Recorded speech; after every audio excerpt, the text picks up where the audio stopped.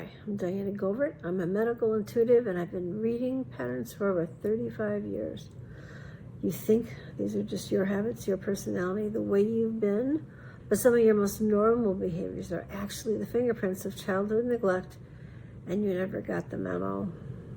So today, I want to show you the habits that are actually survival adaptations from childhood and more importantly, where they live in your body so that you can finally release them instead of just naming them. That's what most people miss. Neglect doesn't always look like a wound.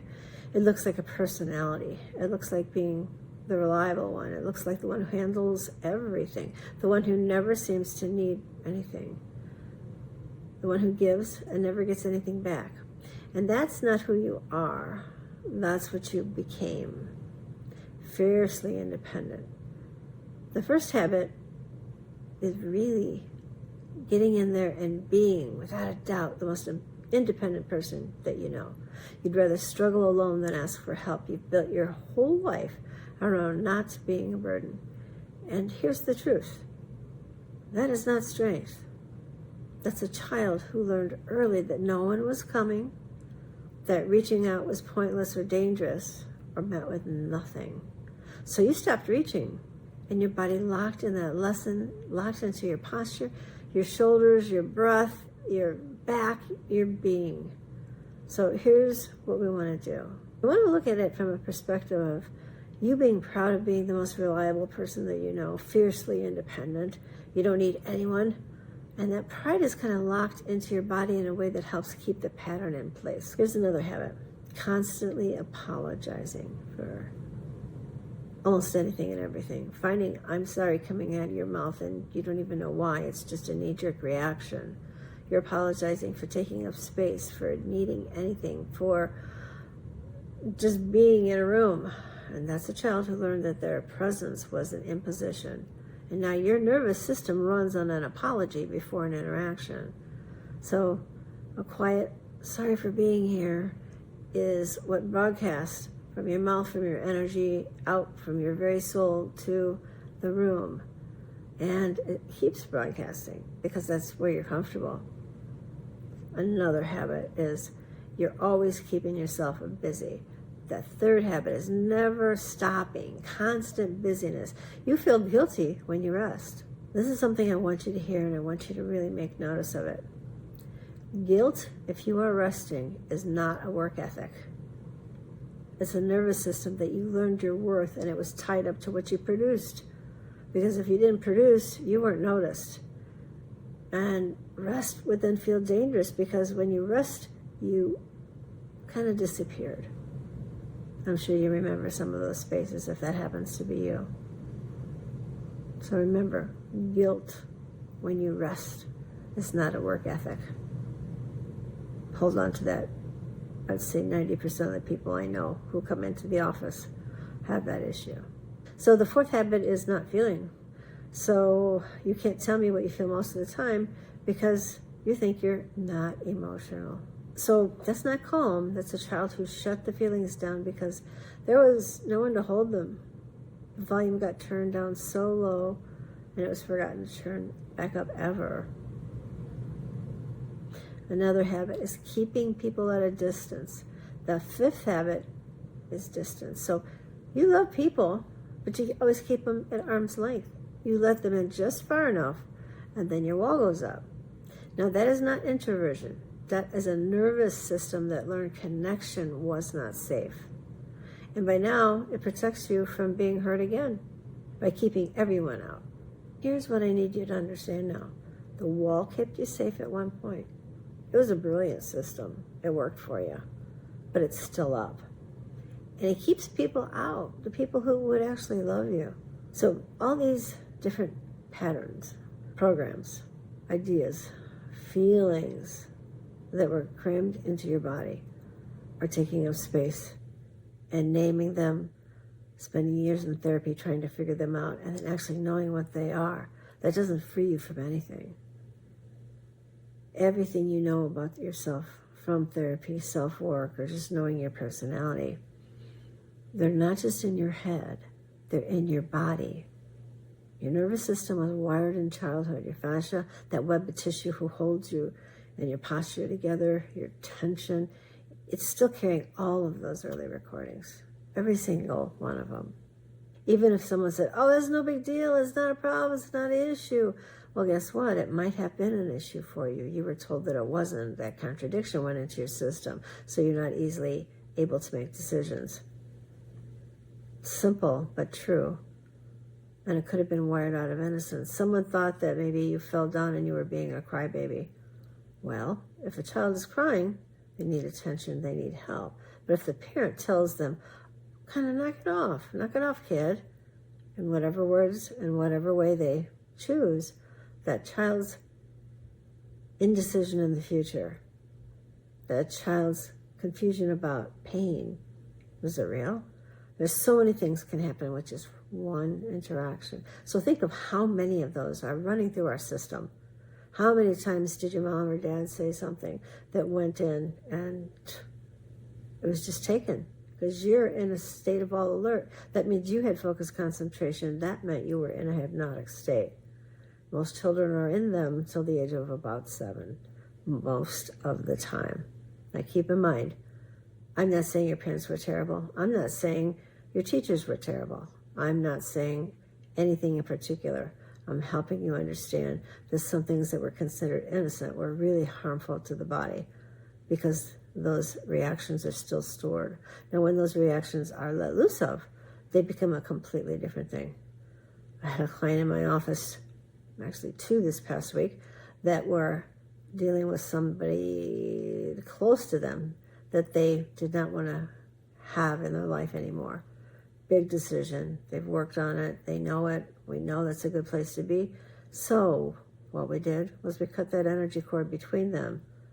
That was a fantastic method to have the person kind of disappear. So then all those little places where those energies were hidden have nothing really to hold them in anymore. They don't need to be there. And they can start lessening easier and easier and easier. Now, there can be some different body works done and different things in addition to cutting a cord, if necessary. If it's cut right, there's an instant change. One of those people that the cord was cut on within our session, that individual who was a real pain in that lady's neck called because they felt the change of energy between her and her pain. That pain was stealing energy from her for years and years and years. It was connected through her body. And when that was cut, she experienced freedom, and the other experienced discomfort because she was taking all that energy for all those years. And keep in mind, you really can't think your way out of this. I'm a hypnotherapist by trade. Love it. There's a million things you can do with that.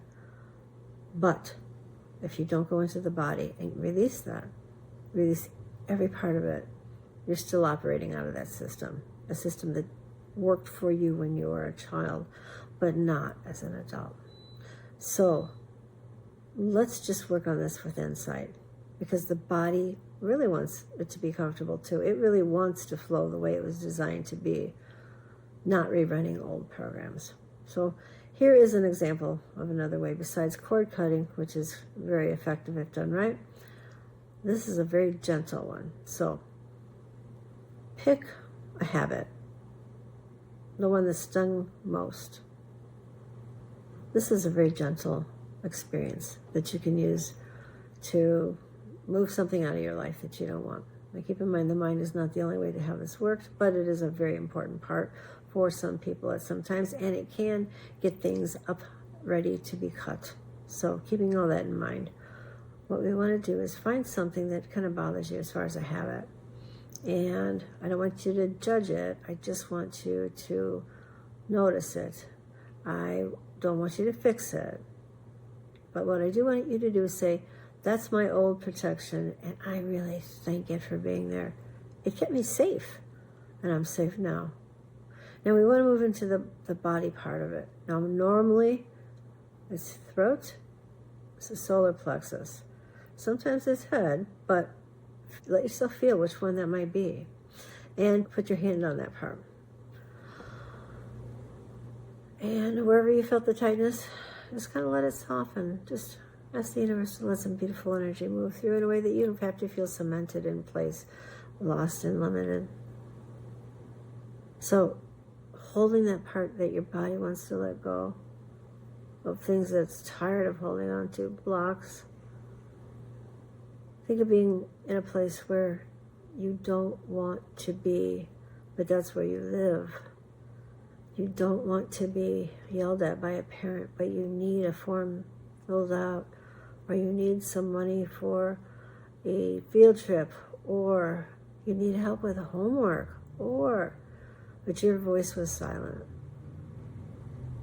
You knew what you couldn't get away with, and that was normal things that you were asking for. You were not asking for anything out of the ordinary, or even ordinary in some cases. So remember that your body wants to let go, and it's really tired of holding things, and you're tired of experiencing it. So all the parts of you are tired of holding on to it. So at this point, maybe a prayer or a visualization of how it will look and feel with all the blocks out of that body. So imagine what it would be like now if as an adult you don't walk on eggshells. You're actually in the room with other people, and it feels good.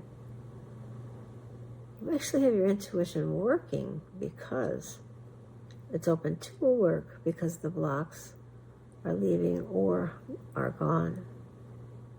Being connected to people and being filled by it, not terrified, not hurt, open to love.